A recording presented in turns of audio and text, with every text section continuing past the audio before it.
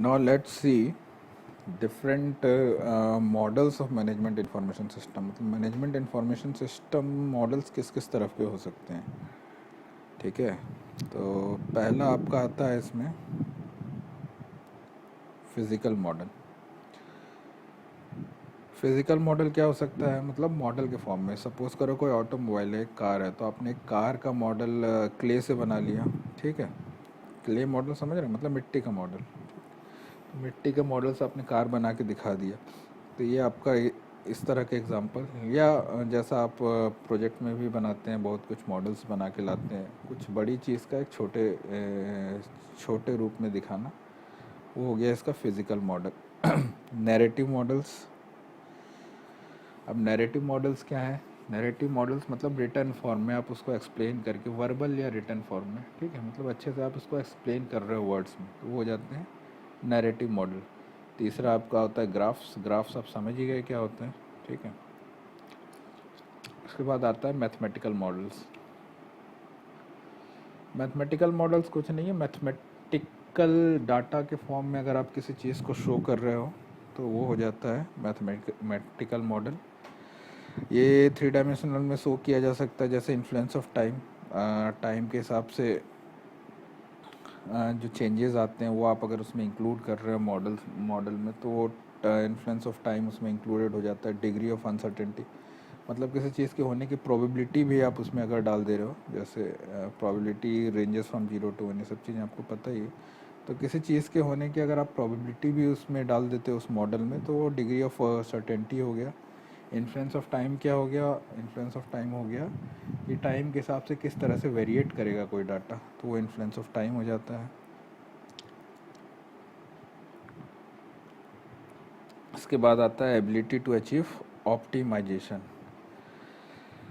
हाँ, ये जो है एक ऑप्टिमाइजिंग मॉडल है. एक तरह से एक कंप्यूटर प्रोग्राम आप इसको कह सकते हैं, जो किसी भी मैनेजर को ये अलाउ करता है कि आप उसके अंदर अपना डिसीजन डालिए. मतलब आपने जो भी डिसीजन लिया हुआ है उसका एक सेट आप उसमें डाल के देखिए, वो अपने आप उसका मीन्स उसको कंपाइल करके या उसको प्रोसेस करके उसका क्या रिज़ल्ट आने वाला वो आपको दिखा देगा. तो मतलब आपके पास जैसे 5 डिसीजन है, तो आप पांचों डिसीजन एक एक करके उसमें डालते जाएंगे, तो उसके हिसाब से क्या परिणाम होगा या क्या रिज़ल्ट आएगा वो उस कंप्यूटर प्रोग्राम के माध्यम से आ जाएगा. ठीक है, उसके आने से क्या होगा कि आपको पता चल सकता है कि कौन सा आपका डिसीजन सही है. तो ये आपका हो जाता है एबिलिटी टू अचीव ऑप्टिमाइजेशन. इस तरह से आप एक किसी भी प्रोग्राम से आप ऑप्टिमाइज लेवल तक पहुंच सकते हैं. आप जैसे अपने ऑपरेशनल रिसर्च में बहुत सारे मेथड्स पढ़े भी हैं. सपोज करो सिंप्लेक्स मेथड. सिंप्लेक्स मेथड में हम ट्रायल एंड एरर में क्या करते हैं, अलग अलग वैल्यूज़ डाल के देखते हैं कि प्रॉफिट किस में मैक्सिमम आ सकता है. ठीक है, ग्राफिकल मेथड में यही करते हैं, हम चारों नोट्स को डाल करके देखते हैं जिसमें उसका आपको प्रॉफिट मैक्सिमम दिख रहा है, आप वो वाला सॉल्यूशन चूज़ कर लेते हो. सेम चीज़ है ये. सिंप्लेक्स मेथड आप लोग पढ़े ही होंगे, आप समझ जाएंगे. स्टेप्स ऑफ मॉडल कंस्ट्रक्शन कई बार हम डिस्कस कर चुके हैं, ये वही चीज़ें हैं. Define the problem and factors that influences. तो पहले आपको प्रॉब्लम का पता होना चाहिए और फैक्टर्स का पता होना चाहिए जो इन प्रॉब्लम्स को इन्फ्लुएंस करेगा. फिर आपको एक क्राइटेरिया चूज़ करना है या प्रिंसिपल चूज़ करना है जिस हिसाब से आप उस डिसीजन को लोगे. ठीक है, एक उसूल बनाना है आपको उस डिसीजन का कि आपने किस आधार पे ये डिसीजन लिया है. तो एक क्राइटेरिया आप उसके लिए चूज़ करोगे. फिर एक मॉडल फॉर्मुलेट करना है जो मैनेजमेंट को हेल्प करे अंडरस्टैंड करने में इन्फ्लुएंस फैक्टर और ऑब्जेक्टिव के बीच में रिलेशनशिप. ठीक है, इसका क्या मतलब हुआ, इन्फ्लुएंस फैक्टर और ऑब्जेक्टिव के बीच में रिलेशनशिप? मतलब डिफरेंट पैरामीटर्स हैं. इसका एग्जांपल अगर मैं ले करके चलूँ तो अगर सोलर एनर्जी ले लें या वेल्डिंग ले लें, तो अगर सपोज करो वेल्डिंग का एग्जांपल देता हूँ. वेल्डिंग में बहुत सारे पैरामीटर्स होते हैं. मतलब आपने कितना एम्पेयर का करंट लिया है, कितना वोल्टेज लिया हुआ है, आर्क लेंथ क्या ली हुई है, इस तरह से बहुत सारी चीज़ें हो सकती हैं पैरामीटर्स. ठीक है, उसके तरह उन पैरामीटर्स के हिसाब से आपको ऑब्जेक्टिव मिलता है जो आपको वेल्डिंग मिलता है अपना. तो आप अलग अलग चीज़ वेरिएट करोगे, 5 एम्पेयर की जगह 3 एम्पेयर लिए तो अलग तरह का वेल्डिंग मिलेगा. ठीक है, वोल्टेज अगर रेजिस्टेंस कम ज़्यादा किए तो अलग तरह का वेल्डिंग मिलेगा. तो डिफरेंट तरह के आपने इन्फ्लुएंस फैक्टर्स आपने डाले और उससे आपने देखा कि आपको क्या रिजल्ट मिल रहा है. ठीक है। तो इस रिलेशन को आपको समझाना है कि ये किस तरह से करंट से आपका क्या ऑब्जेक्टिव हो रहा है, करंट को कम करने से क्या आ रहा है, ज़्यादा करने से क्या आ रहा है, ठीक है। सिमिलरली आपको एक ऐसा मॉडल बना के दिखाना है कि कौन कौन से फैक्टर से क्या क्या डिसीजन या क्या क्या ऑब्जेक्टिव में बदलाव आ रहा है। ऑब्जेक्टिव मीन्स आउटपुट, ठीक। आउटपुट में क्या बदलाव आ रहा है आपके किस तरह के इन्फ्लुएंस फैक्टर लेने से।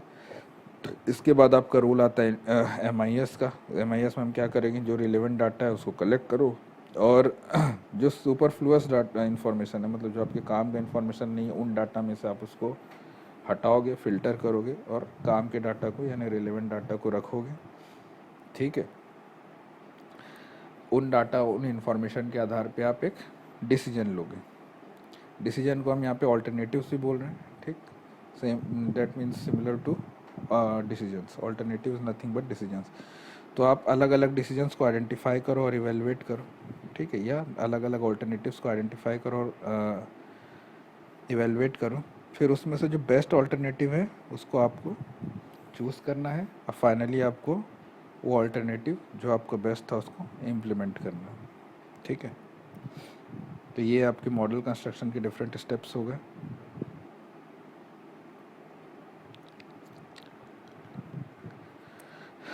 ये एक फ्लो चार्ट के रूप में आपको दिखाया हुआ है, जैसा कि आप लोग देख सकते हैं। Organisational problem solver, report writing software, mathematical models, database environment. मतलब आपके डाटाबेस से आपको जो भी इंफॉर्मेशन मिला हुआ है, आपके डाटाबेस मतलब नथिंग बट MIS में आपको जो भी इंफॉर्मेशन मिला हुआ है उसको आप, उसके थ्रू आप एक रिपोर्ट बनाते हो, या उस रिपोर्ट बनाते हो, या लिखते हो, या सॉफ्टवेयर में डालते हो, ठीक है। उसी इंफॉर्मेशन का या तो आप मैथमेटिकल मॉडल बनाते हो, और इन चीज़ों के आधार पे आपको जो प्रॉब्लम है वो उसका सॉल्यूशन मिलता है, ठीक है। तो एक फ्लो चार्ट के रूप में है, इसको देख लेना। अब हम डिस्कस करते हैं कि अगर हम MIS इंडियन इन्वायरमेंट में इंस्टॉल करते हैं तो हमको क्या क्या प्रॉब्लम झेलना पड़ता है, ठीक। नंबर 1 प्रॉब्लम है जॉब कॉम्प्लेक्सिटी। अब जॉब कॉम्प्लेक्सिटी क्या है? अब जॉब कॉम्प्लेक्सिटी ये है कि अगर आपके ऑर्गेनाइजेशन में MIS इम्प्लीमेंट है तो सारे एम्प्लॉयज़ को कंप्यूटर का नॉलेज होना चाहिए, ठीक है, MIS का नॉलेज होना चाहिए।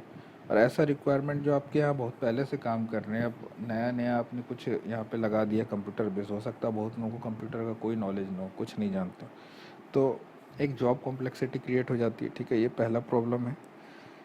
Threat to status. बहुत सारे एम्प्लॉय को ये लग सकता है कि अब जैसे बहुत लोगों को कंप्यूटर MIS का जानकारी नहीं है, तो आप नए एम्प्लॉयज़ लोगे जो उस चीज़ों में ट्रेंड है, और वो जो नए एम्प्लॉय आएंगे जो पहले से उनके जूनियर्स होंगे, बट उन सीनियर्स को इन जूनियर्स के अंडर में काम करना पड़ेगा, क्योंकि इनको काम आता ही नहीं है और जूनियर्स इसमें एक्सपर्ट हैं। तो उनको ऐसा फील हो सकता है कि ये अभी आया है और मुझे सिखा रहा है, इस तरह की चीज़ें हो सकती है। तो इसी को हम थ्रेट टू स्टेटस बोल रहे हैं। तो थर्ड नंबर पे है आइसोलेशन। अब आइसोलेशन क्या है? आइसोलेशन ये है कि कुछ मैनेजर MIS के यूज़ को रेजिस्ट कर सकते हैं। क्यों? क्योंकि उनको जो पहले इन्फॉर्मेशन मिला करती थी फाइल के माध्यम से, या बहुत सारे रूप में, या रिपोर्ट के माध्यम से उनको मिला, जब कंप्यूटर्स नहीं यूज़ होते थे तो बहुत सारी इन्फॉर्मेशन उनको मिला करती थी मैनेजर्स को। बट MIS के आने के बाद क्या हो जाएगा, ये सारा इन्फॉर्मेशन उन तक ना पहुंच के MIS पे जाएगा, और MIS के थ्रू इनको मिलेगा। तो बहुत सारे डाटा हो सकता है इनसे छुपाए जाएं जो इनको ज़रूरत नहीं है। MIS का काम यही है, इम्पोर्टेंट इन्फॉर्मेशन ही आपको दें, सारा चीज़ ना दें, ताकि कन्फ्यूज़न कम हो। तो इनको ये लग सकता है कि पहले मुझे हर चीज़ पता थी, अब मेरे पास फ़िल्टर होके आती हैं, तो ये हो जाता है आइसोलेशन। इसके बाद चेंज इंटरपर्सनल रिलेशनशिप। मतलब जो रिलेशनशिप होता है work, different formal informal work groups में या डिफरेंट टाइप ऑफ वर्कर्स में जो रिलेशनशिप हुआ करते थे वो चेंज हो सकते हैं, वो ब्रेक हो सकते हैं, क्योंकि नया सिस्टम लगा हुआ है, हो सकता है एक दूसरे में थोड़ा सा उसके कारण से डिफरेंसेस आ जाएं। उसके बाद पांचवा है इकोनॉमिक थ्रेट।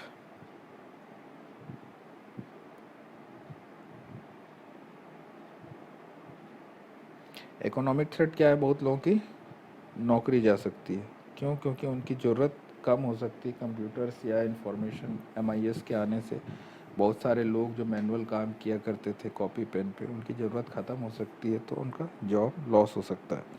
तो ये इकोनॉमिक थ्रेट है। Ego threat.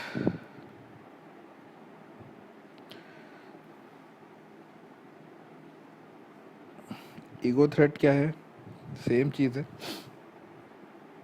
बहुत सारे जॉब जो पहले स्किल्ड वर्कर्स परफॉर्म करते थे, अब कंप्यूटर ऑपरेटर्स परफॉर्म करेंगे। ठीक है, तो उनका ईगो हर्ट हो सकता है कि पहले जो काम मैं किया करता था अब कंप्यूटर पे होता है, अब मेरा काम एकदम ख़त्म हो गया, अब मेरी बात कोई नहीं सुनता। तो ये एक ईगो थ्रेट है। Rigidity of time. दूसरा, इसके आने से जैसे कोई भी प्रोजेक्ट होता है वो आपका टाइम बेस्ड होता है। एमआईएस के आने से आप टाइम लिमिट कर दोगे कि इतने टाइम में ही ये चीज़ें हो जानी चाहिए, या आपका डिसीजन जो आप ले रहे हो कंपनी के प्रोग्रेस के लिए वो इतने टाइम का होना चाहिए, इतने टाइम में आपको ये रिजल्ट मिलना चाहिए। तो एक टाइम बाउंडेशन हो जाता है आपका। ये एक प्रॉब्लम है, रिजिडिटी ऑफ टाइम। नेक्स्ट हम आते हैं problems of operating computerised MIS in an Indian environment. अभी तो इंस्टॉल करने के प्रॉब्लम्स देख रहे थे, अब इसको ऑपरेट करने का में क्या प्रॉब्लम्स आ सकते हैं, एक बार जल्दी जल्दी इसको भी देख लेते हैं।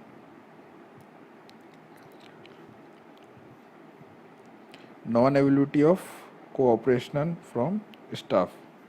ठीक है, हो सकता है स्टाफ से आपको कोऑपरेशन नहीं मिले, क्योंकि सेम चीज़ है, नई नई टेक्नोलॉजी है, बहुत लोग को आता ना हो, बहुत लोग इसमें काम ना करना चाहते हो, तो बहुत लोग कोऑपरेट नहीं करेंगे। Difficulty in quantifying the benefits of MIS. इसका ये मतलब है कि जो कॉस्ट हमारा ऑर्गेनाइजेशन में लगेगा एमआईएस को इम्प्लीमेंट करने में, पैसा तो लगेगा। अगर आप कुछ नई टेक्नोलॉजी यहाँ पे इम्प्लीमेंट कर रहे हो, तो उस जितना पैसा आपका लगा है उस हिसाब से आपको प्रॉफिट मिलेगा कि नहीं मिलेगा, आउटपुट मिलेगा कि नहीं मिलेगा, ये समझाने में आपको दिक्कत होगी। ठीक है, कि हम इतना पैसा लगा रहे हैं, इससे हमको फ़ायदा होगा नहीं होगा, जितना पैसा लगा है वो वापस आपको रिटर्न मिलेगा कि नहीं मिलेगा, ये आपको अच्छे से एक्सप्लेन करना पड़ेगा, जो कि डिफ़िकल्ट होता है। उसके बाद है नॉन अवेलेबिलिटी ऑफ एक्सपर्ट्स। समझ गए आप? जो एक्सपर्ट्स हैं उस काम में वो बहुत कम है, वो मिलना मुश्किल है।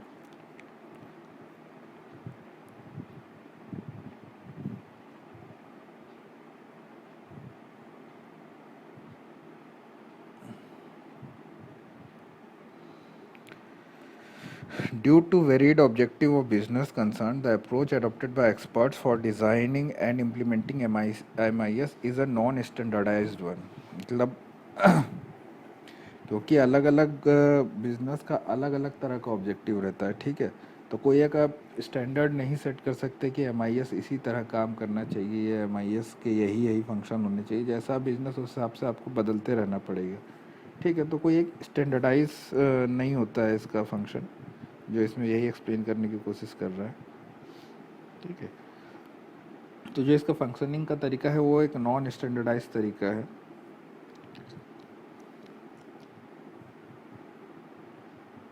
तो इनिशियल स्टेज में इस चीज़ के लिए दिक्कत आएगी।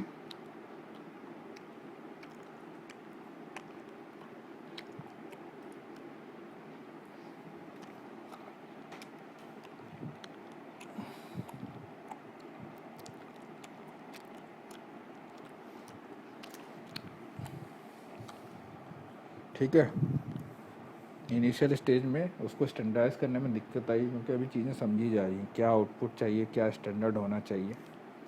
ठीक, बाद में हो सकता है इसमें कुछ आप स्टैंडर्डाइजेशन कर सको, जब आपको बिजनेस अच्छे से समझ में आ जाए, इसमें क्या इन्फॉर्मेशन लगता है, इसमें क्या डाटा लगता है, तो आप एक स्टैंडर्डाइज रूल बना सकते हो।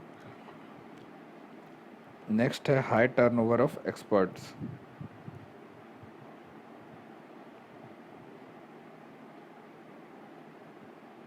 टर्नओवर का मतलब है जॉब स्विचिंग, आपने सुना है। ठीक है, तो जो एक्सपर्ट्स हैं कहीं और उनको ज़्यादा पैसा मिल रहा है, ज़्यादा फैसिलिटी मिल रही है, तो हो सकता है आपकी कंपनी छोड़ के या आपका ऑर्गेनाइजेशन छोड़ के दूसरे ऑर्गेनाइजेशन में जाना चालू कर दें।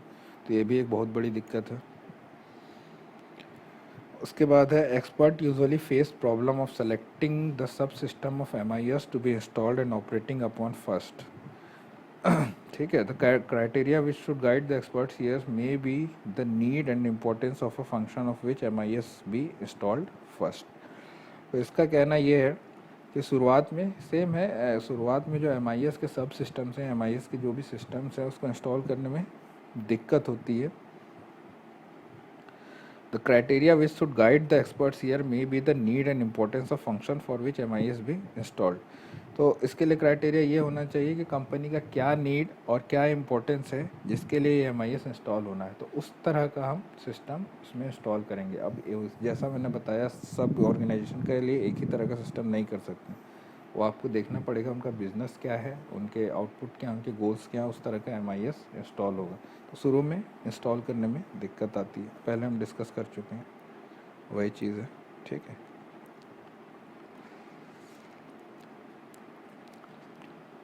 अब इंफॉर्मेशन सिस्टम डेवलपमेंट के स्टेक होल्डर्स क्या है। स्टेक होल्डर का क्या मतलब होता है?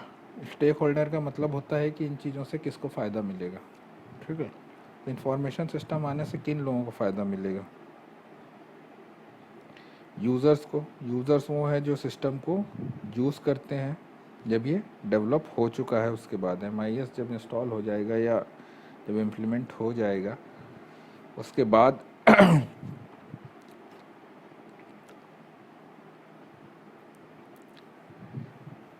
उसके बाद जो लोग इसको यूज़ करेंगे, ठीक है, वो लोग होते हैं यूज़र्स।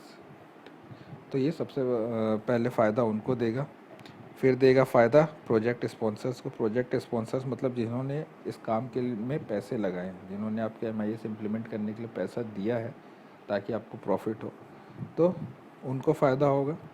उसके बाद फ़ायदा होगा डेवलपर्स को। डेवलपर्स कौन है? जो आपके MIS सिस्टम को डेवलप करेंगे। ठीक,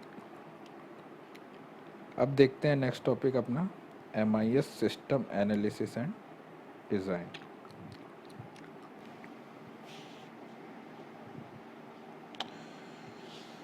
तो सिस्टम एनालिसिस और डिज़ाइन जो है आपके दो डिफरेंट डिसिप्लिन से मिल करके बना है। एक होता है सिस्टम एनालिसिस, ठीक है, और दूसरा होता है सिस्टम डिज़ाइन। अब सिस्टम एनालिसिस क्या होता है?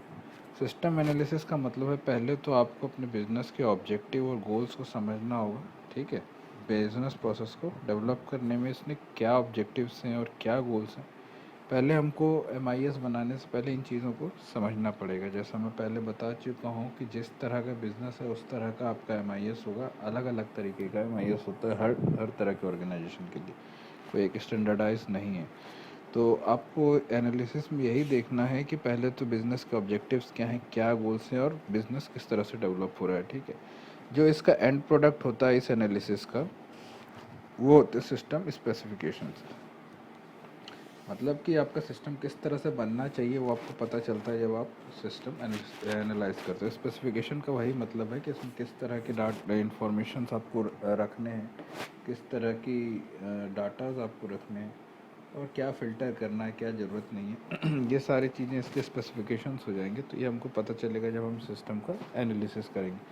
अब सिस्टम डिज़ाइन क्या है? एक बार आपने एनालिसिस कर दी तो उसका जो रिज़ल्ट आया, जो सिस्टम एनालिसिस का रिज़ल्ट था, वो हम सिस्टम डिज़ाइन में एज एन इनपुट डालते हैं। ठीक है, तो जो उसका रिज़ल्ट आया हम उसको ले करके सिस्टम का डिज़ाइन चालू करते हैं और उसको हम आर्किटेक्चरल, लॉजिकल और फिज़िकल डिज़ाइन में ढाल देते हैं। ठीक है, मतलब बेसिकली यही है कि पहले हम उसको एनालिसिस करते हैं कि किस तरह का सिस्टम होना चाहिए, उसके बाद हम सिस्टम का डिज़ाइन करते हैं। जिस तरह का सिस्टम होना चाहिए उस तरह का हम सिस्टम को डिज़ाइन करना शुरू करते हैं। तो ये हो गया सिस्टम एनालिसिस एंड डिज़ाइन। उसके बाद एक आता है MIS object oriented analysis and design. ठीक है, आपने ऑब्जेक्ट ओरिएंटेड प्रोग्रामिंग पढ़ा है, सेम उसी बेसिस पे MIS की भी डिज़ाइनिंग की जाती है ऑब्जेक्ट ओरिएंटेड प्रोग्रामिंग यूज़ करके। ठीक है, तो बेसिक डिफरेंस जो आपका सिस्टम एनालिसिस और डिज़ाइन और object oriented analysis and design में है वो है कि इसमें हम OOAD कहेंगे, object oriented analysis and design को। हम ऑब्जेक्ट्स यूज़ करते हैं रियल वर्ल्ड एंटिटीज़ को यूज़ करने में। रियल वर्ल्ड एंटिटीज़ मतलब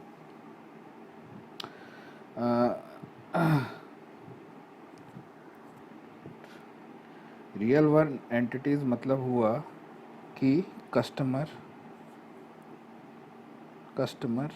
प्रोडक्ट, एम्प्लॉय, ये सब आपके रियल वर्ल्ड एंटिटीज़ है। इसको हम रिप्रेजेंट करते हैं एज एन ऑब्जेक्ट, इसको एक चीज़ की तरह हम रिप्रेजेंट करते हैं, ठीक है। उस हिसाब से हम पूरी प्रोग्रामिंग करते हैं। ऊप्स आप लोग पढ़े हुए हैं तो ज़्यादा मुझे इसके बारे में बताने की ज़रूरत नहीं, जस्ट एक तरह का कंप्यूटर प्रोग्राम है ये, ठीक है, जिसमें हम ऑब्जेक्ट्स को कंसिडर करके प्रोग्रामिंग करते हैं। ऑब्जेक्ट इसमें कस्टमर हो सकता है, प्रोडक्ट हो सकता है, एम्प्लॉय हो सकता है, और भी तरह के। जिस तरह से आपके डिफरेंट लैंग्वेजेस होते होंगे, ऊप्स में जो आपने C++, जावा जो भी पढ़ा होगा, इसमें भी एक प्रोग्रामिंग लैंग्वेज यूज़ होती है जिसको हम बोलते हैं UML, यूनिफाइड मॉडलिंग लैंग्वेज, ठीक है। ये इस तरह का एक आपको फ्लो चार्ट के रूप में दिया गया है इसकी प्रोग्रामिंग के लिए, इसको आप एक बार देख लीजिएगा। अब नेक्स्ट हम आते हैं MIS system development life cycle, SDLC। MIS system development life cycle कुछ नहीं है, किन किन लाइफ साइकिल्स यानी किन किन प्रोसेसेस से होकर के गुजरता है MIS सिस्टम, वो उसके बारे में है। तो किन किन प्रोसेसेस से होकर गुजरता है, पहले प्लानिंग, ठीक है, उसके बाद क्रिएटिंग, पहले आपने प्लान किया, उसके बाद उसको क्रिएट किया, फिर हम उस MIS को टेस्ट करते हैं। टेस्ट करने के बाद अगर सब कुछ ठीक है तो उसको हम डिप्लॉय करते हैं। डिप्लॉय मतलब इम्प्लीमेंट करते हैं, ठीक। Main objective of system development life cycle is to produce high quality information system. मतलब इसका मेन ऑब्जेक्टिव है आपका कि इंफॉर्मेशन सिस्टम बहुत हाई क्वालिटी का हो, जो आपके एक्सपेक्टेशंस को मीट करता हो, ठीक है, और उसका बजट भी, मतलब जितना आपके पास बजट है उतने में ये बन जाए और उतने टाइम में बन जाए। बजट और टाइम को ध्यान रखते हुए जितना हाई क्वालिटी का आपका इंफॉर्मेशन सिस्टम बन सकता है, हम उतना बनाते हैं। और मेन ऑब्जेक्टिव SDLC का वही है, मतलब सिस्टम डेवलपमेंट लाइफ साइकिल का वही है। अब अलग अलग तरह के मॉडल्स यूज़ करते हैं हम सिस्टम डेवलपमेंट लाइफ साइकिल में। सबसे पहला होता है आपका वाटरफॉल मॉडल, ठीक है। वाटरफॉल मॉडल में हम क्या करते हैं, सबसे पहले हम रिक्वायरमेंट एनालिसिस करते हैं, बिजनेस का क्या रिक्वायरमेंट है, उस रिक्वायरमेंट के आधार पे हम सिस्टम का डिज़ाइन करते हैं। जब डिज़ाइन हो जाता है तो उस डिज़ाइन को हम इम्प्लीमेंट करते हैं, उसके बाद उसको हम टेस्ट करते हैं, टेस्टिंग के बाद उसको डिप्लॉय करते हैं यानी कि इम्प्लीमेंट करते हैं, ठीक है, और उसके बाद उस सिस्टम का समय समय पे मेंटेनेंस। तो ये हो गया आपका वाटरफॉल मॉडल, ठीक है। और जो मेन ऑब्जेक्टिव है वाटरफॉल मॉडल का वो है प्लानिंग, टाइम शेड्यूलिंग, बजटिंग और implementing an entire system at once. तो प्लानिंग, टाइम शेड्यूलिंग समझ ही गए, स्पेसिफाइड टाइम तक हो जाना चाहिए प्लानिंग, पहले प्लान करोगे। बजटिंग मतलब जितना बजट है उतने में हो जाए, और फिर सारे सिस्टम को एक साथ आपको इम्प्लीमेंट कर देना, that is implementing an entire system at once, ठीक है। अब दूसरा मॉडल हम देखते हैं agile development.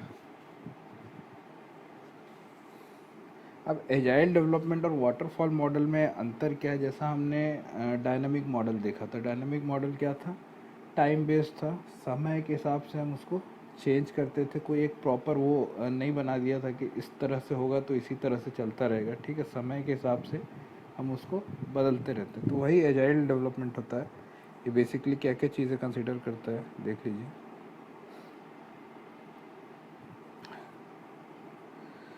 Customer satisfaction through early and continuous delivery of the software, ठीक है। अब जैसे डिलीवरी का कुछ टाइम डिसाइड हुआ, मान लो आपने अपने प्लानिंग के हिसाब से MIS यूज़ करके डिसाइड किया कि काम 10 दिन में हो जाना चाहिए, ये डिलीवरी 10 दिन में हो जानी चाहिए, तो आप ऐसा नहीं कि 10 दिन का इंतज़ार करोगे कि 10 दिन में ही दूंगा, आप कोशिश करोगे कि 10 की जगह 5 दिन में हो जाए, 7 दिन में हो जाए, ठीक है, जितना जल्दी हो सके।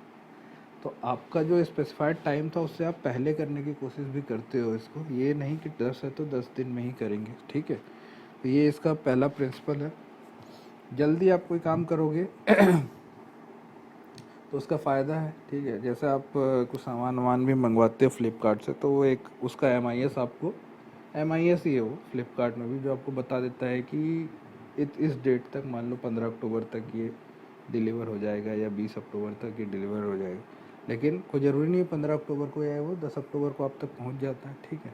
तो अर्ली डिलीवरी की भी हम कोशिश करते हैं। Welcoming changes in requirement at any time of the project. जैसा मैंने बताया, टाइम के हिसाब से चेंजेस, अगर कोई चेंजेस आपको लगता है कि ज़रूरी है तो आप उसमें चेंजेस कर सकते हो, कोई ज़रूरी नहीं है कि उसी प्लान से चलते रहो। Frequent release of working software usually on a weekly basis. इसका क्या मतलब हुआ, जैसे सॉफ्टवेयर अपडेट आते रहते हैं, ऐप्स आप एंड्रॉयड पे चलाते हो, ठीक है, नियरली हर वीक एक अपडेट आ जाता है किसी भी सॉफ्टवेयर का।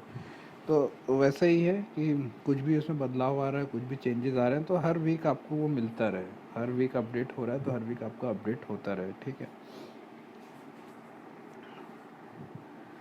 उसके बाद है collaboration between business people and developers when working on a project. तो बिजनेस पीपल और डेवलपर्स में मतलब जो बिजनेस चला रहे हैं और जो आपका MIS डेवलप कर रहे हैं, उन दोनों में अच्छा कम्युनिकेशन होना चाहिए, उन दोनों के बीच में कोलेब्रेशन होना चाहिए ताकि एक दूसरे को अच्छे से समझा जा सके।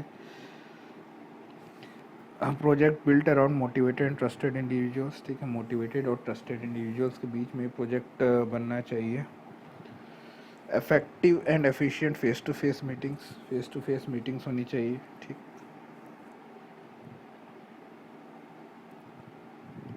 Project is measured based on working software. आपका सॉफ्टवेयर कितना अच्छा चल रहा है, कितना अच्छा काम कर रहा है, उस बेस पे आपका प्रोग्रेस मेज़र किया जाता है।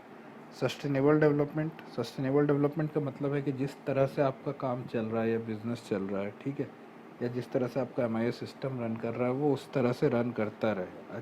अगर अच्छे पेस में चल रहा है तो वो अच्छे पेस में करता रहे, ये नहीं कि अभी अच्छा काम कर रहा है कुछ दिन बाद ठप पड़ गया या नहीं काम कर रहा है, ठीक है। तो ये होता है आपका सस्टेनेबल डेवलपमेंट। सस्टेनेबल डेवलपमेंट का मतलब है कंसिस्टेंट परफॉर्मेंस, ठीक।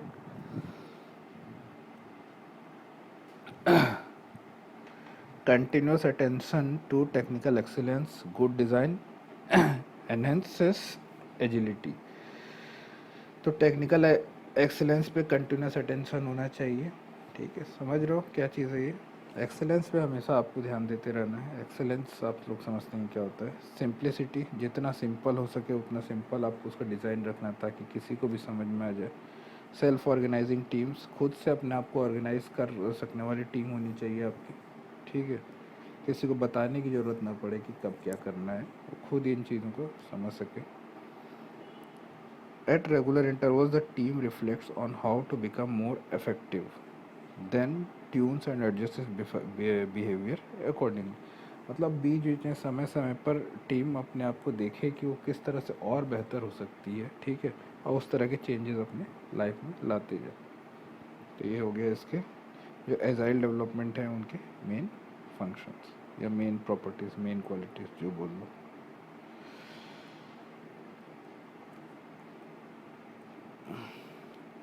ये एजाइल डेवलपमेंट का आपको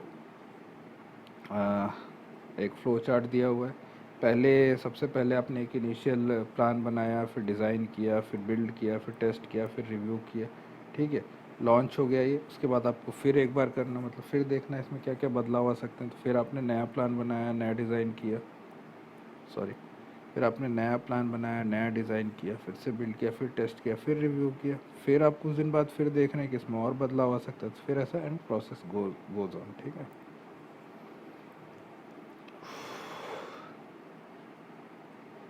नेक्स्ट है प्रोटोटाइपिंग। अब प्रोटोटाइपिंग क्या होता है? प्रोटोटाइपिंग है मतलब जो आपका फुल्ली फंक्शनल मॉडल है, जो एक्चुअल में जो आपका MIS इम्प्लीमेंट होने वाला, उसका एक हम छोटा रूप बना करके पहले टेस्ट कर लेते हैं। छोटा रूप मतलब उतने लार्ज स्केल पे ना इम्प्लीमेंट करके एक छोटे लेवल पे इम्प्लीमेंट करके हम देख लेते हैं कि कैसा काम कर रहा है, सब ठीक है कि नहीं। वो सब हम चेक करने के बाद उसको एक्चुअल में इम्प्लीमेंट करते हैं, ठीक है। फॉर एग्ज़ाम्पल आपने एक ऐसा प्रोग्राम बनाया या ऐसा सिस्टम बनाया जो आपका 8x8 मैट्रिक्स का रिज़ल्ट बताता है, 8x8 मैट्रिक्स का आपका डिटरमिनेंट बताता है। तो हम पहले 2x2 मैट्रिक्स का वही प्रोग्राम में रन करके उस 2x2 मैट्रिक्स के लिए प्रोग्राम बना करके रन करके देख लेते हैं ठीक चल रहा है, तो फिर हम उसको 8x8 में करेंगे, ठीक है, ताकि आपको पता चल जाए कि ये किस तरह काम करने वाला है और फ्रूटफुल होगा कि नहीं। ठीक, ये होता है प्रोटोटाइपिंग।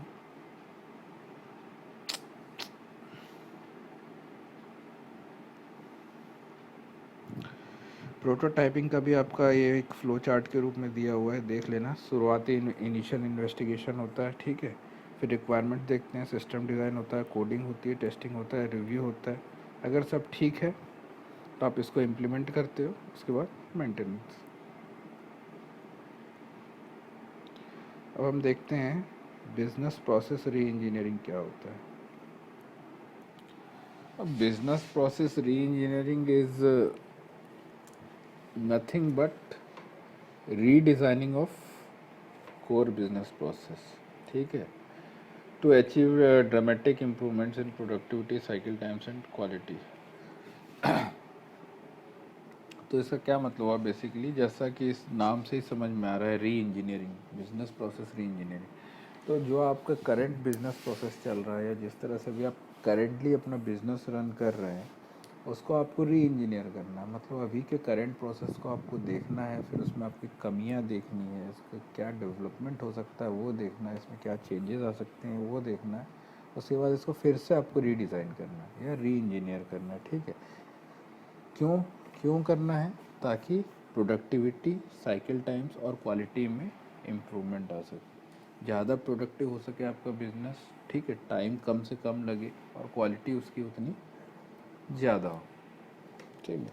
तो जैसा नाम से समझ में आ रहा है वही है बिजनेस प्रोसेस री इंजीनियरिंग। आपके करंट बिजनेस प्रोसेस को वापस से इंजीनियर करना ताकि आपको बेटर रिजल्ट्स मिले। तो इसमें क्या करते हैं, एक blank sheet of paper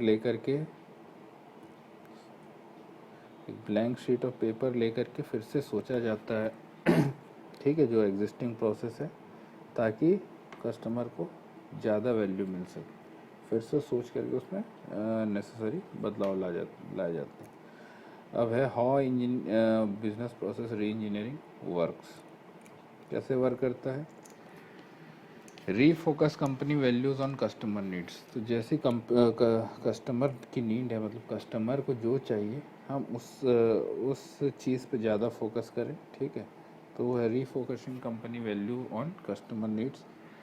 redesign core process often using information technology to enable improvements. तो जो आपका करंट बिजनेस प्रोसेस चल रहा है उसमें आप इंफॉर्मेशन टेक्नोलॉजी की मदद करके अपने बिजनेस प्रोसेस को फिर से रीडिज़ाइन करो ताकि आपको बेहतर रिजल्ट्स मिले, ठीक है। Reorganise a business into cross functional teams with end to end responsibility for a process. Cross functional teams क्या होता है? क्रॉस फंक्शनल टीम का मतलब है, सपोज करो पहले कोई एक फंक्शन किया जाता था, एक टीम द्वारा कोई एक फंक्शन किया जाता था। हमने अब क्या किया, उस फंक्शन को बहुत सारे छोटे छोटे पार्ट्स में तोड़ दिया। तो पहले कोई एक काम कर रहे थे, हमने उस काम को 5 काम में तोड़ दिया और उसके लिए अलग अलग टीम बना दी, जो एक काम के 5, मतलब एक काम को हमने 5 काम में बदला। अब उस एक काम को करने में जो टीम एक्सपर्टाइज है, हमने एक अलग से उसके लिए एक एक्सपर्टाइज टीम डाल दी। मतलब एज अ जनरल, जैसे आपका मैकेनिकल इंजीनियरिंग है, ठीक है, तो अभी आप मैकेनिकल इंजीनियरिंग पढ़ रहे हो या आपको कोई अभी मैकेनिकल इंजीनियरिंग पढ़ा रहा है। अब उस मैकेनिकल इंजीनियरिंग को मैंने 10 सब्जेक्ट या 20 सब्जेक्ट में तोड़ दिया, छोटे छोटे पार्ट्स में, और मेन उस पार्ट का जो एक्सपर्टाइज है मैंने उस टीम को आपको पढ़ाने के लिए लगाया। तो उसको हम बोलते हैं क्रॉस फंक्शनल टीम्स, ठीक है। मतलब एक मेन पर्पस को हमने कई छोटे छोटे पर्पस में तोड़ करके एक स्पेशलाइज टीम लगा दी जो उस छोटे पर्पस पे के लिए काम करेगा, ठीक है। उसके बाद है rethink basic organisational and people issues. जो भी इश्यूज हैं ऑर्गेनाइजेशन और पीपल के, उसके बारे में फिर से सोचना। And improve business process across the organisation ठीक है। अब कंपनी क्यों यूज़ करता है बिजनेस प्रोसेस री इंजीनियरिंग? जैसा कि ऑब्वियस है, कॉस्ट और साइकिल टाइम रिड्यूस करने के लिए, ठीक है, क्वालिटी इम्प्रूव करने के लिए। अब आते हैं हम प्रोसेस मॉडल पे। अब प्रोसेस मॉडल क्या होता है? प्रोसेस मॉडल होते हैं वो प्रोसेसेस जो सेम नेचर के हैं और उनको हम एक मॉडल में उन अलग अलग प्रोसेसेस को देख करके हम एक मॉडल तैयार करते हैं। मतलब सेम तरह के बहुत सारे प्रोसेसेस हम देखते हैं, प्रोसेस मॉडल है। Process model are process of same nature that it classified together into a model. जो सेम नेचर के प्रोसेस है, मतलब सेम तरीके के प्रोसेस हैं, उन सब को हम देख करके हम मॉडल क्रिएट कर लेते हैं। अब इस प्रोसेस मॉडल का क्या काम हो सकता है? अगर हमने बहुत सारे प्रोसेसेस देख करके एक मॉडल क्रिएट किया है, तो किसी भी मॉडल के बनने के पहले हम एक अंदाज़ा लगा सकते हैं कि किसी भी प्रोसेस के बनने के पहले हम एक अंदाज़ा लगा सकते हैं कि ये प्रोसेस किस तरह से काम करेगा, ये प्रोसेस एक्चुअल में कैसा दिखेगा हो जाने के बाद। ठीक है, तो क्योंकि हमारे पास पास्ट एक्सपीरियंस है, हमने बहुत सारे अलग अलग प्रोसेसेस को देख करके एक मॉडल बनाया हुआ है, तो आगे जो भी प्रोसेसेस हम करने जा रहे हैं उसका हम एक अंदाज़ा लगा सकते हैं कि ये प्रोसेस किस तरह से वर्क करेगा। ठीक है, तो वही होता है प्रोसेस मॉडल। बहुत सारे सेम नेचर के प्रोसेसेस को मिला करके हम एक मॉडल क्रिएट करते हैं, ताकि हम एंटिसिपेट कर सकें कि कोई प्रोसेस एक्चुअल में कैसा वर्क करेगा या कैसे फंक्शन करेगा। ये जैसे यहाँ पे लिखा भी है, प्रोसेस मॉडल इज रफली an anticipation of what process will look like.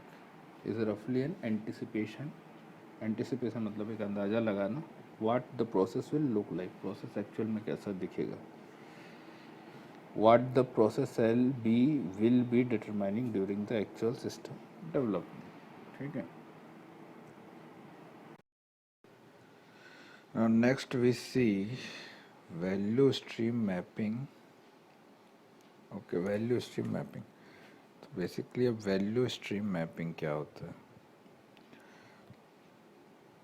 तो किसी भी बिजनेस में जो स्टार्टिंग और एंड पॉइंट है, मतलब स्टार्टिंग पॉइंट से एंड पॉइंट तक पहुंचने के बीच में जो जो प्रोसेसेस होते हैं, ठीक है, उनको विजुअलाइज करने इनको विजुअलाइज करके मैप करने को हम वैल्यू स्ट्रीम मैपिंग कहते हैं। ये एक ऐसा मैनेजमेंट टूल है जो प्रोडक्ट के बनने और कस्टमर्स को डिलीवर होने तक के सारे स्टेप्स को विजुअलाइज करने में मदद करता है। ठीक है, ये एक ऐसा मैनेजमेंट टूल है या लीन मैनेजमेंट टूल है जो प्रोडक्ट के क्रिएशन से लेकर के कस्टमर को डिलीवर करने तक के सारे स्टेप्स को विजुअलाइज करने में मदद करता है। ठीक है, जैसा कि बाकी सारे बिजनेस प्रोसेस मैपिंग मेथड्स में हो रहा था, ये हेल्प करता है आपके इंट्रोस्पेक्शन में। इंट्रोस्पेक्शन यानी अपने बिजनेस को समझने में, understanding your business better, as well as analysis and process improvement. Analysis और प्रोसेस इम्प्रूवमेंट में भी हेल्प करता है अपने बिजनेस को समझने के साथ साथ। ठीक है,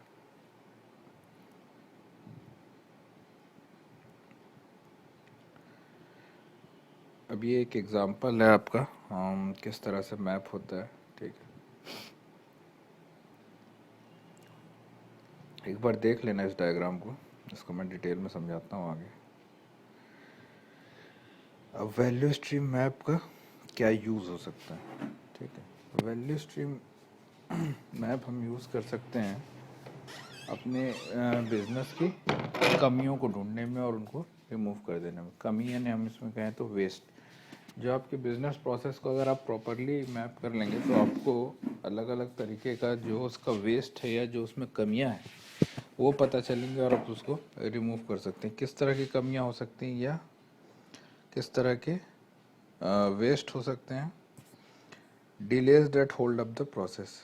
तो बीच बीच में जो डिले हो रहा होगा कहीं पे, ठीक है, कहीं आप ज़रूरत से ज़्यादा रुक रहे होगे किसी प्रोसेस में, उनको आप आइडेंटिफाई करके एलिमिनेट कर सकते हो। रेस्ट्रेंट्स that limit the process.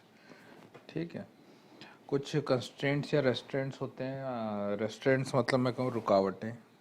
Delay का भी मतलब रुकावट ही होता है। Restaurant in the sense problem समझ लो।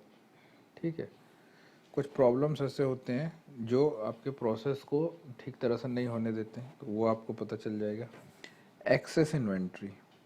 इन्वेंट्री आप समझते हैं स्टॉक में जो आपके पास प्रोडक्ट है, अगर वो ज़रूरत से ज़्यादा आपके पास है तो वो भी नुकसानदायक है। जैसे कि मैं पहले बता चुका हूँ, गोडाउन में अगर आपके पास ज़रूरत से ज़्यादा रखा है और उतना बिक नहीं रहा तो फालतू आपका जगह भी ले रहा है, जिस जगह को किसी और चीज़ के लिए यूटिलाइज़ किया जा सकता है, जो सामान और बिक रहा है उन चीज़ों को आप वहाँ रख सकते हो। ठीक है। दूसरा, आपको रेंट भी कई बार पे करना पड़ता है, ट्रांसपोर्टेशन का खर्चा आता है, तो वो सब चीज़ें जब आप एक्सेस इन्वेंट्री रखोगे वो भी नुकसान है। ये भी आपको पता चलेगा उससे, मैपिंग से, वैल्यू स्ट्रीम मैपिंग से आप उसको भी रिमूव कर सकते हो।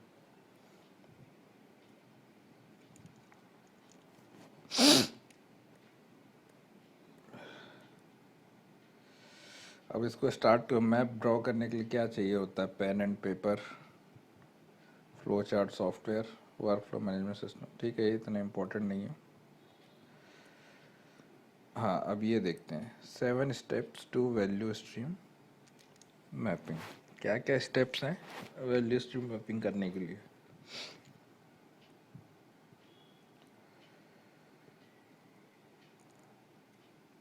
पहला तो decide how far you want to go. How far you want to go मतलब आपको पहले स्टार्टिंग और एंड पॉइंट डिसाइड कर लेना होगा। ठीक है, कहाँ से आपका प्रोसेस बिगिन होता है और कहाँ पे एंड होता है। यानी आपको ये पता है कि आप किस हद तक जाना चाहते हो, कहाँ तक अपने प्रोसेस को ले जाना चाहते हो। तो स्टार्ट आप यहीं से करिए, अपना पहले एंड पॉइंट डिसाइड करिए और सॉरी बिगनिंग पॉइंट डिसाइड करिए और एंड पॉइंट डिसाइड करिए।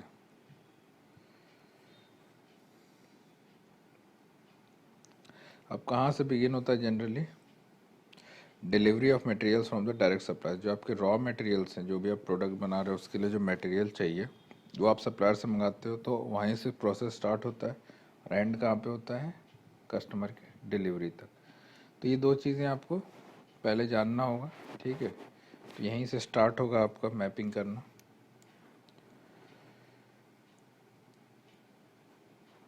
उसके बाद नेक्स्ट स्टेप में आते हैं, डिफाइन द स्टेप्स। अब बिगिनिंग और एंड पॉइंट आपको पता चल गया। सपोज करो वो पॉइंट था आपका ए और वो पॉइंट एंड पॉइंट है आपका बी। तो अब ए से बी के बीच में क्या क्या प्रोसेसेस हैं, अब आपको वो, या बीच में क्या क्या स्टेप्स हैं, अब आपको वो आइडेंटिफाई करना है। सपोज करो एक एग्जांपल लेते हैं इसी में, एक नर्सरी का। नर्सरी मतलब जहाँ पे पौधे उगाए जाते हैं आगे बेचने के लिए। ठीक है, एक छोटा सा आपका गार्डन, गार्डन नहीं कह सकते, एक स्टॉक रूम है जहाँ आपके पौधे, अलग अलग तरह के पौधे उगाए जाते हैं ताकि उनको आगे बेचा जा सके। ठीक है, तो स्टार्ट कहाँ से होता है? सप्लायर से सीड लेने से। ठीक है, जो बीज आप लोगे सप्लायर से, उसके बाद एंड कहाँ पे होगा? Delivering plant to customer. ठीक है, ये आपका एंड पॉइंट होगा। बीज के स्टेप क्या होंगे? सोइंग, सोइंग होता है बीज को बोना। ठीक है, सोइंग। उसके बाद ट्रांसप्लांटिंग। ट्रांसप्लांटिंग क्या होता है? जब पौधा थोड़ा सा बड़ा हो जाता है तो उसको वहाँ से उखाड़ करके किसी और जगह हम उगाते हैं, किसी और फेवरेबल कंडीशन में, तो उसको हम बोलते हैं ट्रांसप्लांटिंग। ठीक है, तो सोइंग के बाद नेक्स्ट स्टेप होता है ट्रांसप्लांटिंग। फिर तीसरा स्टेप होता है ग्रोइंग, समझ ही रहे हो। ठीक है, उसके बाद उसकी ग्रेडिंग की जाती है। ग्रेडिंग मीन्स क्वालिटी डिसाइड किया जाता है उसका, किस तरह का क्वालिटी है, क्या है। ठीक है, उसके बाद उसको शिप किया जाता है। ठीक है,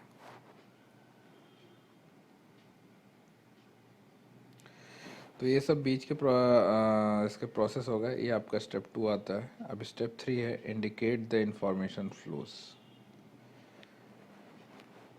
तो अब आपको इस मैप में सारे इन्फॉर्मेशन भी शो करने हैं। इन्फॉर्मेशन कैसा इन्फॉर्मेशन? जैसे आपने सप्लायर से बीज लिया, वही शुरुआत है। तो सप्लायर से बीज लिया, अब कब कब सप्लायर से बीज ले रहे हो? ठीक है, कितने कितने ड्यूरेशन में ले रहे हो, कितने सप्लायर से ले रहे हो, किस किस सप्लायर से किस रेट में ले रहे हो, ये सब इन्फॉर्मेशन ही है। ठीक है, कब कस्टमर्स को डिलीवर कर रहे हो, किस किस टाइम पे डिलीवर कर रहे हो, कितनी बार उसका डिमांड आता है, ये भी आपका इन्फॉर्मेशन है। या इन्वेंट्री में आपने स्टोर किया हुआ है, कितना स्टोर किया है, कितना वहाँ पे एक वक्त पे कितना रहता है, किस समय कितना रहता है, सारे इन्फॉर्मेशन है। तो ये सारा इन्फॉर्मेशन उसमें इंडिकेटेड होना चाहिए उस मैप में। ठीक है, तो वही है इंडिकेट द इन्फॉर्मेशन फ्लोज। अब फोर्थ स्टेप आते हैं गैदर द क्रिटिकल डाटा। ठीक है, आपने इंफॉर्मेशन फ्लोज उसको शो कर दिया मैप में। अब आपको कुछ क्रिटिकल डाटाज भी हैं जो पता करके रखना होता है। ठीक है, क्रिटिकल डाटा में क्या क्या हो सकता है, जैसे कि हमने बताया inventory items held for each process. ठीक है, हर प्रोसेस में आपने इन्वेंट्री कितना करके रखा हुआ, हर प्रोसेस में, सोइंग से लेकर के आपका ट्रांसप्लांटिंग से ग्रोइंग। ठीक है, जितने भी प्रोसेस, हर प्रोसेस में आपने कितना कितना इन्वेंट्री यानी गोडाउन में कितने कितने मटेरियल या आइटम्स स्टोर करके रखे हुए, ये डाटा आपको होना चाहिए। साइकिल टाइम, हर प्रोसेस में कितना टाइम लग रहा है या एक यूनिट में कितना टाइम लग रहा है, एक प्लांट को उगाने में आपको कितना टाइम लग रहा है, ये डाटा, क्रिटिकल डाटा, ये सब आपके पास होना चाहिए।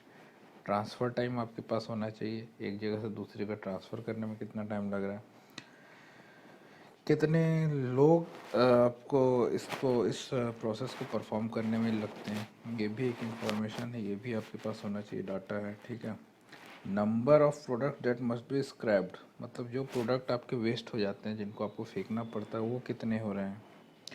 पैक और pallet size that will be use, जिसमें आप पैक करोगे उसका क्या साइज़ होगा।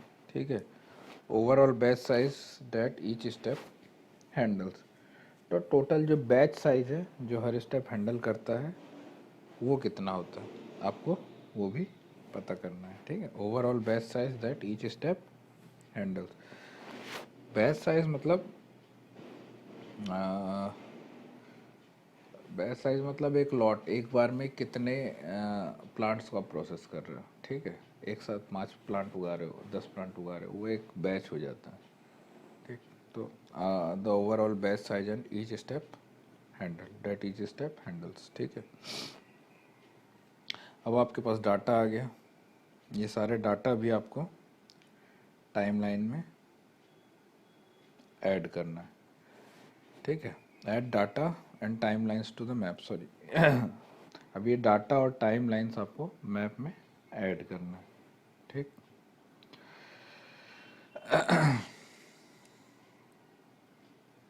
ये स्टेप 5 हो गया। आपने पहले इंफॉर्मेशन इकट्ठा किया, डाटा इकट्ठा किया, अब आपने उसको मैप में डाल दिया, ये आपका स्टेप 5 हो गया। अब आपको क्या क्या वेस्ट्स हो रहे हैं।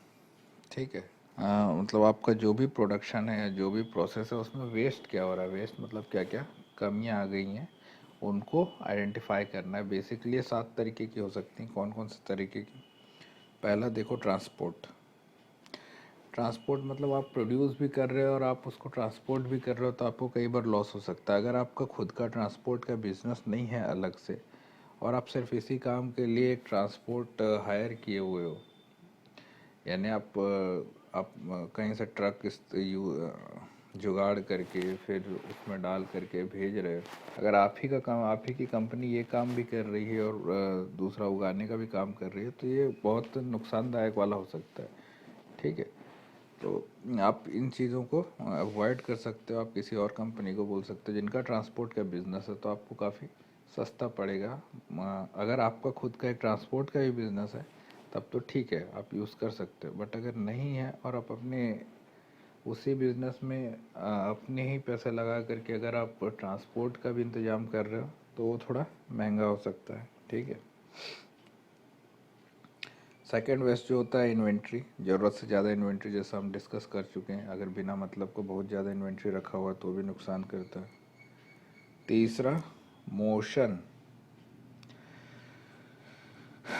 मोशन मोशन मीन्स वही, जैसे आपको ट्रांसप्लांट करने के लिए एक जगह से दूसरी जगह लेके जाना है। ठीक है, प्लांट को, या वहाँ से जहाँ पे आपने ग्रो किया वहाँ से लेकर के आपको ट्रक तक या वैगन्स तक लेके जाना है जब वो ट्रांसपोर्ट होगा। तो ये सारे आपके मूवमेंट हैं। ठीक है, ये मूवमेंट भी आपका टाइम वेस्ट करता है, तो इसको भी कितना मिनिमम से मिनिमम कर सकते हैं ये आपको देखना है। उसके बाद नेक्स्ट है वेटिंग। वेट कब करना पड़ सकता है, अगर अगले प्रोसेस के लिए आदमी तैयार है लेकिन पिछला प्रोसेस ही ख़त्म नहीं हुआ तो उसको वेट करना पड़ेगा। ठीक है, तो ये भी आपको नुकसान करता है, तो ये भी एक तरह का वेस्ट है। ओवर प्रोसेसिंग, अगर आप किसी चीज़ की ज़रूरत से ज़्यादा प्रोसेसिंग कर देते हो। ठीक है, ओवर प्रोसेसिंग जैसे हम कह सकते हैं, मान लो किसी चीज़ को आप पॉलिश कर रहे हो तो एक थोड़े लेवल तक पॉलिश करना ठीक है। आप बहुत ज़्यादा ज़रूरत से ज़्यादा पॉलिश कर रहे हैं जो आपको नुकसान मतलब जो कस्टमर को उतना पॉलिश से मतलब नहीं है, लेकिन आप करते जा रहे हो करते जा रहे हो, तो ये भी आपका एक लॉस है, तो इसको भी एलिमिनेट करना है। उसके बाद ओवर प्रोडक्शन, जितने की डिमांड नहीं है उससे ज़्यादा अगर आप प्रोड्यूस कर दे रहे हो तो वो भी लॉस है, ठीक है। डिफेक्ट्स, अगर ख़राब प्रोडक्ट ज़्यादा बन रहे हैं जो बिकने लायक नहीं है वो भी लॉस है। तो इन सारी चीज़ों को आपको आइडेंटिफाई करना है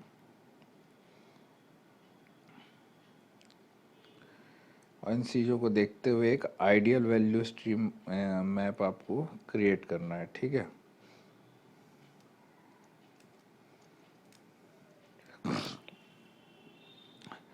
ये सारी चीज़ें आपने प्रोसेस कर ली, ठीक। आपने एक मैपिंग कर ली, स्ट्रीम मैप बना लिया, ठीक है। वो बन गया। अब आप उसमें से सारी चीज़ें देखो कि क्या क्या कमियां हैं, क्या क्या वेस्ट हैं, उसको एलिमिनेट करके आपको एक ideal value map stream stream map बनाना। आइडियल वैल्यू स्ट्रीम मैप क्या है? जिसमें ये सारे वेस्ट कम से कम है या उन चीज़ों को आप हटा दिए और उसके बाद एक मैप बनाए। सीधी सी बात है, वो ज़्यादा प्रोडक्टिविटी होगा, उसका आउटपुट ज़्यादा होगा, ठीक है। तो आपको एक आइडियल स्ट्रीम मैप भी बनाना है एक्सपर्ट्स की हेल्प लेकर, बाकी के लिए हेल्प लेकर के, कि जितने वेस्ट हैं उसको कितना मिनिमम कैसे करें और अपना आउटपुट बढ़ाएं, ठीक है। तो ये सारे आपके 7 वेस्ट थे, जो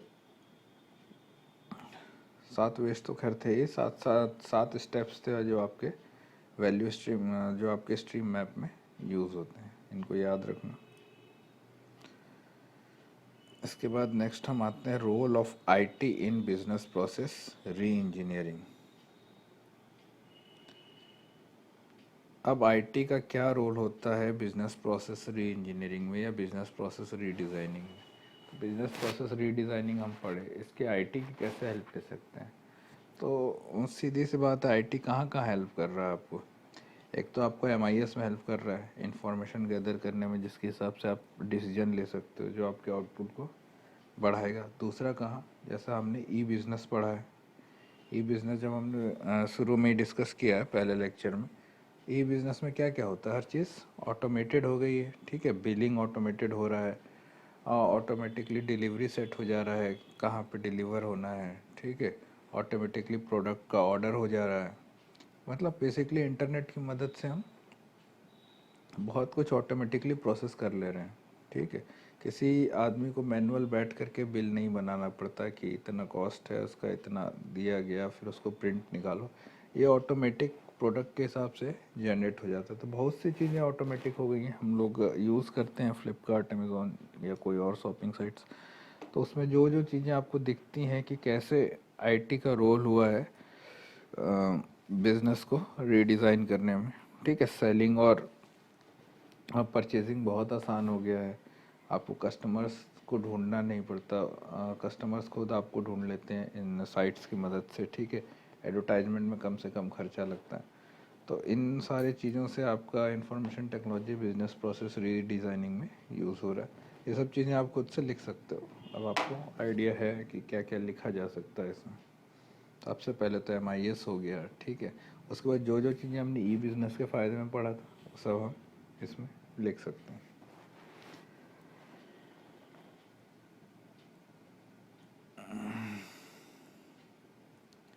ये सब चीज़ें वही हैं आपकी, ठीक है। अब देखते हैं application of MIS in business. तो ये बहुत बार डिस्कस कर चुके हैं, एक बार और देख लेते हैं, ठीक है, क्योंकि सिलेबस में टॉपिक में है। तो एमआईएस का क्या एप्लीकेशन है हमारे बिजनेस में, ठीक। तो वन बाय वन देखते हैं। सबसे पहले आता है बिजनेस इंटेलिजेंस सिस्टम। अब बिजनेस इंटेलिजेंस सिस्टम क्या करता है? ये सारे डाटा और ग्राफ को प्रिंट कर सकता है, ठीक है। किसके लिए? मैनेजमेंट और एग्जीक्यूटिव्स के लिए। तो डाटा और ग्राफ्स को प्रिंट करके जब उनको दिखाया जाता है, आ, उन ग्राफ डाटा और ग्राफ्स में क्या होता है? Growth, cost, strategic control, efficiency, risk, performance. मतलब किसी का परफॉर्मेंस कैसा था, किस तरह के रिस्क इन्वॉल्व थे, क्या क्या स्ट्रेटजिक कंट्रोल यूज़ हुआ है, क्या क्या कॉस्ट था, किस तरह से ग्रोथ हुआ या डाउनफॉल हुआ, ये सारी चीज़ें आप ग्राफ और डाटा के मेथड से आप मैनेजमेंट और एग्जीक्यूटिव्स को दिखा सकते हो। ठीक है, तो ये हो गया आपका बिजनेस इंटेलिजेंस सिस्टम, जिसमें आपको एक कंपनी का सारा डाटा ग्राफ्स चार्ट्स के रूप में है, जिसमें सारी डिटेल्स है, किस तरह से ग्रोथ हुआ, किस तरह क्या कॉस्ट था, कितने कॉस्ट में बिका, कितने कॉस्ट में आपको पड़ा था। ठीक है, क्या क्या स्ट्रेटेजिक कंट्रोल आपने यूज़ किया है, एफिशिएंसी कितनी थी, रिस्क कितना था, परफॉर्मेंस कैसा है, ये सारी चीज़ें आपकी आ जाती हैं बिजनेस इंटेलिजेंस सिस्टम में। एग्जीक्यूटिव इंफॉर्मेशन सिस्टम क्या है, हम पहले पढ़ चुके हैं। तो एग्जीक्यूटिव इंफॉर्मेशन सिस्टम भी एक बिजनेस इंटेलिजेंस सिस्टम ही है, ये भी वही काम करता है, रिपोर्ट्स जनरेट करता है, ग्राफ जनरेट करता है, जो आपको सारा प्रोग्रेस दिखाता है, बट ये थोड़ा डिटेल में होता है। ठीक है, वो एक ओवरव्यू होता है बिजनेस इंटेलिजेंस सिस्टम, और एग्जीक्यूटिव इंफॉर्मेशन सिस्टम थोड़ा बहुत ज़्यादा डिटेल में होता है, और ये कॉन्फिडेंशियल भी होता है। ये सिर्फ होता है कंपनी के एग्जीक्यूटिव्स के लिए, मतलब टॉप लेवल एग्जीक्यूटिव्स के लिए, जो बहुत ज़्यादा ऑथराइज हैं, सिर्फ उनको ये चीज़ें पता चल पाती हैं, और वही इवेलुएट करता है क्या परफॉर्मेंस था, कहाँ कमी थी। ठीक है, तो ये बहुत कॉन्फिडेंशियल है और डिटेल में है, लेकिन ये बिजनेस इंटेलिजेंस सिस्टम है। मार्केटिंग इंफॉर्मेशन सिस्टम, ये क्या बताता है आपका, मार्केटिंग स्ट्रेटजीज, मार्केटिंग कैंपेन्स, मतलब एडवर्टाइजमेंट वगैरह, किस तरह से आपने अपने प्रोडक्ट के बारे में कस्टमर्स को बताया है, कस्टमर्स तक कितना पहुंचा है, कस्टमर से कितना इंटरेस्ट दिखाया आपके एडवर्टाइजमेंट या बेचने की टेक्निक से। जो बेचने की टेक्निक होती है एडवर्टाइजमेंट के थ्रू उसी को मार्केटिंग कहते हैं। ठीक है, मार्केटिंग का मतलब अपने प्रोडक्ट को लोगों को बताना कि किस तरह से उनके लिए हेल्पफुल है और कितना उनको मदद करेगा, बेसिकली एक एडवर्टाइजमेंट है। ठीक है, तो ये सारे डाटास जो बताते हैं कि मार्केटिंग की क्या स्ट्रेटजीज पहले रही है, वो कितना सक्सेस हुआ है, कितना आप कस्टमर तक पहुंच पाए, वो सब आता है आपका मार्केटिंग इंफॉर्मेशन सिस्टम। ठीक, उसके बाद transaction processing system. Transaction processing system क्या करता है, सेल्स ट्रांजैक्शन हैंडल करता है और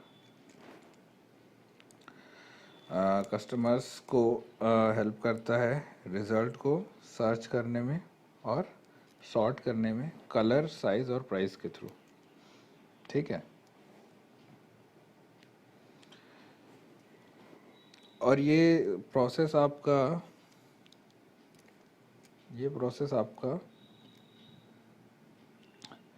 ट्रेंड्स को ट्रैक भी कर सकता है।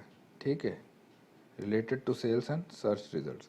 ट्रैक को ट्रेंड कर सकता है, मतलब जैसे आप कोई प्रोडक्ट बार बार ढूंढते रहते हो, जैसे आपको लैपटॉप ही खरीदने का मन है, आप जब भी कोई शॉपिंग साइट खोलते हो तो अलग अलग तरह के लैपटॉप देखते हो, तो ये चीज़ें ये पकड़ लेता है। ठीक है, वो बार बार आपको अपने आप दिखाता रहेगा कि आप उसको जो इसके इंटेलिजेंस सिस्टम के हिसाब से लगता है कि आप ये ख़रीदना चाहते हो, शायद ये पसंद आ जाए, शायद वो पसंद आ जाए, तो अलग अलग प्रोडक्ट वो अपने आप दिखाता जाएगा। तो ये भी आपके ट्रांजैक्शन प्रोसेसिंग सिस्टम में आता है। दूसरा क्या आता है, रिज़ल्ट को सॉर्ट करना साइज़, कलर और प्राइस में। जैसे हम फ़िल्टर्स यूज़ करते हैं जब शॉपिंग साइट यूज़ करते हैं, तो उसमें कि मुझे इस ब्रांड का ही चाहिए या इस कलर का चाहिए, ऑप्शंस रहते हैं अलग अलग कि इस ब्रांड का, इस कलर का, इस साइज़ का। तो अब हम पहले ही फ़िल्टर जब लगा देते हैं तो बस वही वही प्रोडक्ट दिखते हैं। ठीक है, तो ये इस तरह से आपको सर्च रिज़ल्ट थोड़ा सिंप्लीफाई हो जाता है, जो आपको प्रोडक्ट चाहिए वही मिले।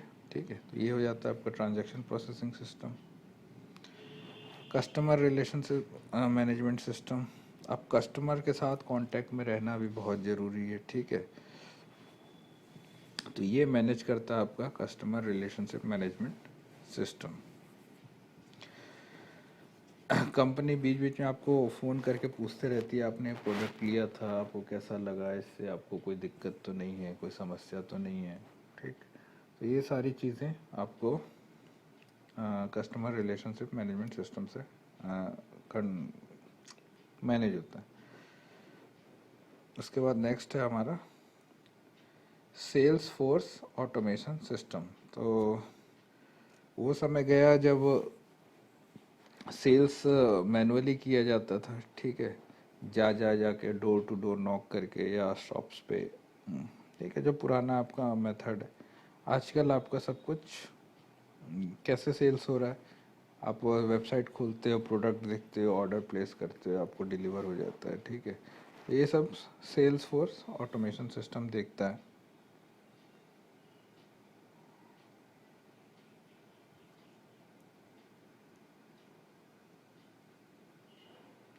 जो भी आपके ऑर्डर के साथ करना है और कस्टमर का इंफॉर्मेशन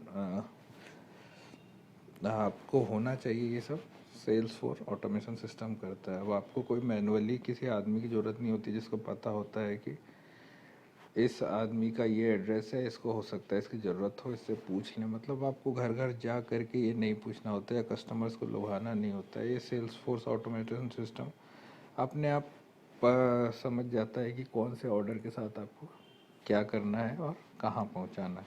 ठीक है,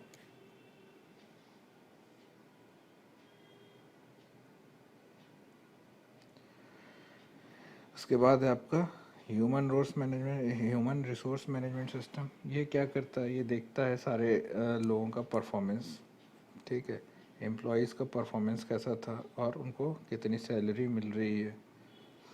ठीक है, ये इन्फॉर्मेशन कंपनी कैसे यूज़ कर सकती है परफॉर्मेंस को बेटर करने में। अगर उसका परफॉर्मेंस पता चल रहा है, कितना सैलरी किसको मिल रहा है, वो ठीक मिल रहा है कि नहीं मिल रहा, उसके काम के हिसाब से, ये सब चीज़ें आपको पता चल सकती हैं ह्यूमन रिसोर्स मैनेजमेंट सिस्टम से।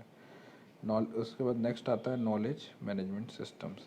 अब कस्टमर्स के कई बार बहुत क्वेश्चंस रहते हैं, जैसे हमने शॉपिंग साइट्स में भी देखा, कोई प्रोडक्ट है, अब उस प्रोडक्ट के बारे में कुछ पसंद नहीं आ रहा, तो नीचे आपके पास एक कॉलम रहता है जिसमें आप पूछ सकते हो। आप हीटर ही ले रहे हो या इंडक्शन ले रहे हो, तो उसमें आप पूछ सकते हो ये कितने वाट का है।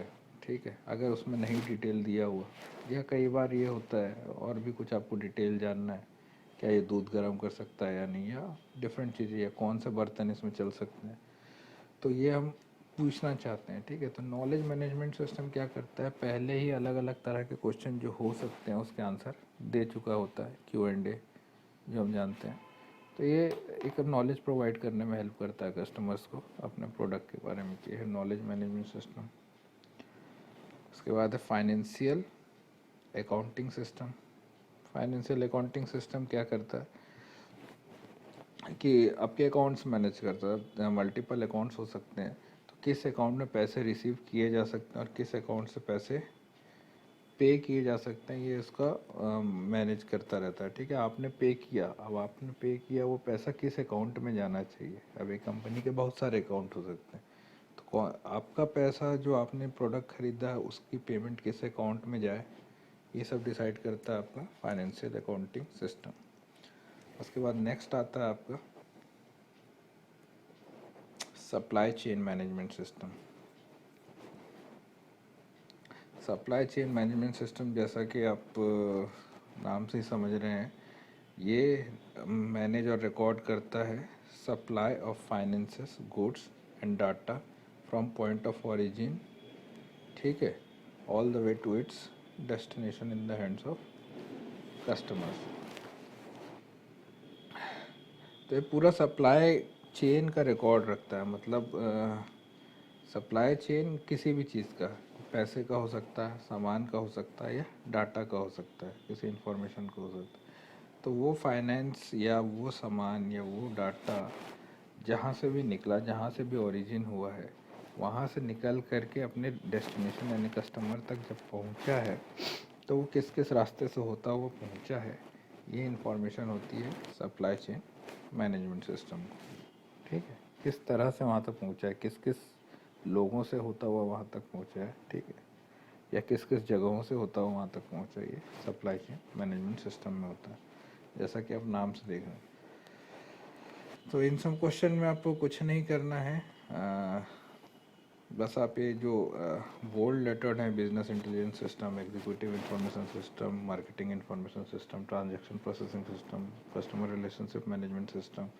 ठीक है, ये सारे एप्लीकेशंस हैं। सब नहीं भी याद होते हैं तो सबको 5-6 भी इनमें से याद रह जाता है तो बहुत है। ठीक है, एक 2-3 बार पढ़ोगे तो काफ़ी कुछ, इसमें से 10-12 जो दिए हैं उसमें से 7-8 आप ऐसे ही याद करने कर लोगे, तो ऐसे एक बार पढ़ के देख लेना। Who usage MIS business application? आजकल हर कोई MIS बिजनेस एप्लीकेशन यूज़ कर रहा है, ठीक है। आपने भी यूज़ किया है। आप जब भी शॉपिंग करते हो आप फ़िल्टर लगाते हो कि कौन सा सामान आपको ख़रीदना है, किस तरह का ख़रीदना है। आप फीडबैक देखते हो, आप रिव्यू देखते हो, आप पुराने डिटेल्स देखते हो, किन किन लोगों ने ख़रीदा, कितने लोगों ने ख़रीदा। तो इनडायरेक्टली डायरेक्टली हर कोई MIS का इस्तेमाल कर ही रहा है, ठीक है। इन्फॉर्मेशन वो ले ही रहा है किसी प्रोडक्ट से रिलेटेड, ठीक है। पहले आप लोगों से पूछते थे मैं ये ख़रीद रहा हूँ, सही है कि नहीं है। अब क्या है, आपके पास सारा डाटा है। आपने कंप्यूटर खोला, आपने उस प्रोडक्ट को डाला, नीचे आप देख सकते हो कितने लोगों ने ख़रीदा, उसके बारे में उन्होंने क्या लिखा। ऑटोमेटिक सब कुछ जनरेटेड है, ठीक है। तो आपको हर लोगों से पूछने की भी ज़रूरत नहीं है, आपके पास रिव्यू है, फीडबैक है। तो आजकल हर कोई MIS यूज़ कर रहा है।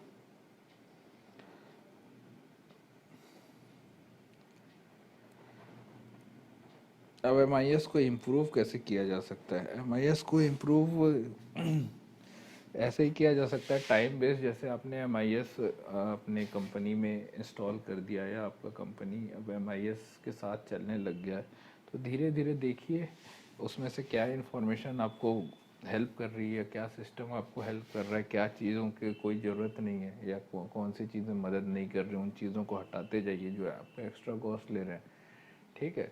तो वो चीज़ें आपको इम्प्रूव करेगी। कई बार जैसे बहुत सारे इन्फॉर्मेशन नहीं ज़रूरत है, जैसे आपने स्टार रेटिंग वाला एक MIS सिस्टम लगाया हुआ है कि कोई प्रोडक्ट खरीदा तो आप उसे 3 स्टार 4 स्टार 5 स्टार देते हो। तो कई बार ये होता है कि आप ये देख रहे हो कि किसी प्रोडक्ट की स्टार रेटिंग 2 ही है लेकिन सेल्स बहुत ज़्यादा है। मतलब सीधी सी बात है कि स्टार रेटिंग का कोई खास फ़र्क पड़ नहीं रहा आपके प्रोडक्ट के सेल, तो आप उसको हटा सकते हो MIS से, ठीक है। कई बार आप देख रहे हो कि आपके एम्प्लॉयज़ का परफॉर्मेंस लो है, ठीक, लेकिन आपको प्रॉफिट बढ़ के मिला। एम्प्लॉय का परफॉर्मेंस लो होने के बावजूद प्रॉफिट बढ़ा है, तो आप उसको भी हटा सकते हो कि एम्प्लॉय की भी परफॉर्मेंस का उतना, किसी किसी केस में ऐसा हो सकता है तो उतना रोल नहीं है, तो आप उस उन इन्फॉर्मेशंस को भी या उन MIS सिस्टम को भी हटा सकते हो जो ये बताता है, ठीक है। इसी तरह की चीज़ें हैं, कुछ एग्जांपल्स इसमें दिया है, एक बार रीड करना आपको समझ में आ जाएगा। ओके, तो इस तरह से आपका लगभग लगभग MIS का सिलेबस ख़त्म हो गया है, ठीक है। सेम इसी तरह से आपको इंडस्ट्रियल पॉल्यूशन भी पढ़ना है, कुछ टॉपिक, क्योंकि वो बहुत ही नॉर्मल चीज़ है, कोई बहुत कॉम्प्लिकेटेड चीज़ है नहीं, तो उसके लिए कोई वीडियो बना करके मैं पढ़ाऊँ ठीक नहीं लग रहा है। बहुत इजी चीज़ें हैं, कुछ नहीं है पॉल्यूशन में, आप बचपन से पढ़ते आ रहे हो। तो एक बार रीडिंग करो, सब समझ में आ जाएगा और अपने वर्ड्स में एग्ज़ाम में लिख देना, ठीक है। ये इसके MIS की इंडस्ट्रियल पोल्यूशन के दोनों के नोट्स आपके ऑफिशियल MIT के ऑफिशियल वेबसाइट पे हैं, मैकेनिकल इंजीनियरिंग में E-लर्निंग कॉलम में, ठीक है। वहाँ से आप लोग डाउनलोड कर लीजिए। और आपके असाइनमेंट्स गूगल ड्राइव में मैंने सबके अपलोड कर लिए, तो देख लेना सबका है कि नहीं। एंड और असाइनमेंट्स में कुछ दे रहा हूँ, उसको मेरे पर्सनल ईमेल आईडी पे भेज देना, आपके ग्रुप में मैं डाल दूँगा। और ठीक है, जितना चीज़ें समझ में आई समझ में आई, जो नहीं समझ में आए उनको रट लेना। बेसिकली आपको एग्ज़ाम में लिखना है और नंबर चाहिए, ठीक है। और कोशिश करना कि प्रेजेंटेबल हो जो भी आंसर आप लिख रहे हो। की पॉइंट्स को, कीवर्ड्स को हाईलाइट कर दो, पॉइंट वाइज लिखो। जहाँ फ्लो चार्ट बन सकते हैं फ्लो चार्ट बना लो, जहाँ छोटे मोटे डायग्राम बन सकते हैं वो बना लो, ठीक है। तो 70 में अगर सब कुछ ढंग से किए तो 65 66 भी आ सकता है, तो ट्राई फॉर दैट।